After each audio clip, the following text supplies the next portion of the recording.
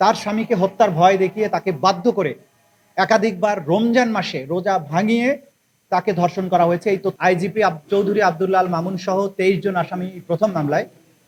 সেই মামলাতে আজকে 8 জন গ্রেপ্তারকৃতকে হাজির করা হয়েছিল ট্রাইব্যুনালে। এই মামলাতে আমরা দুটো আবেদন দিয়েছিলাম। একটা হচ্ছে চৌধুরী আব্দুল্লাহ আল মামুন ফরমার আইজিপি। দ্বিতীয় মামলা ছিল র্যাবের একজন সাবেক company commander additional SP Mohiuddin Faruki. তার মামলাতে আমরা সময় চেয়েছি 3 মাসের তদন্তের জন্য। 28/5 তারিখে পরবর্তী তারিখ নির্ধারিত হয়েছে। তার বিরুদ্ধে অভিযোগ হচ্ছে তিনি অসংখ্য মানুষকে গুম করার সাথে জড়িত এবং গুমের শিকার ভিকটিমদেরকে তার অফিসে এবং বিভিন্ন আয়নাঘরে নির্যাতন সেলে অমানবিক নিষ্ঠুরতম পন্থায় নির্যাতন করতেন এবং নির্যাতন করার ব্যাপারে তিনি একজন মাস্টার মাইন্ড। তার একটা স্পেশাল কোয়ালিটি আছে।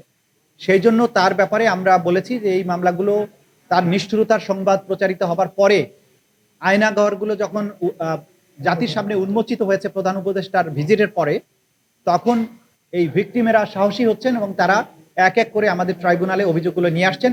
সেই অভিযোগগুলোর ভিত্তিতে আমরা তদন্ত কার্য পরিচালনা করছে আমাদের তদন্ত সংস্থা। তৃতীয় পিটিশনটা ছিল আসামি আলেপ উদ্দিন, এডিশনাল এসপি, সাবেক র্যাবের একজন কোম্পানি কমান্ডার।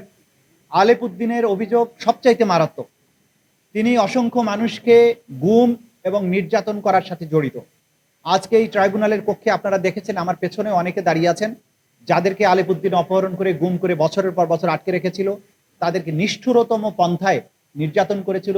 ইলেকট্রিক শক দেয়া, চোখ বেঁধে রাখা, উল্টো করে ঝুলিয়ে পেটানো, বিদ্যুতায়িত করা এবং সবচাইতে মারাত্মক যেটা করেছিলেন যে একজন আসামিকে গুম করে রাখার সময়ে তার স্ত্রীকে, তার বিশ্ববিদ্যালয়ে পড়ুয়া স্ত্রীকে তার স্বামীকে হত্যার ভয় দেখিয়ে তাকে বাধ্য করে একাধিকবার রমজান মাসে রোজা ভাঙিয়ে তাকে ধর্ষণ করা হয়েছে। এই তথ্য প্রমাণাদি আমাদের কাছে এসেছে।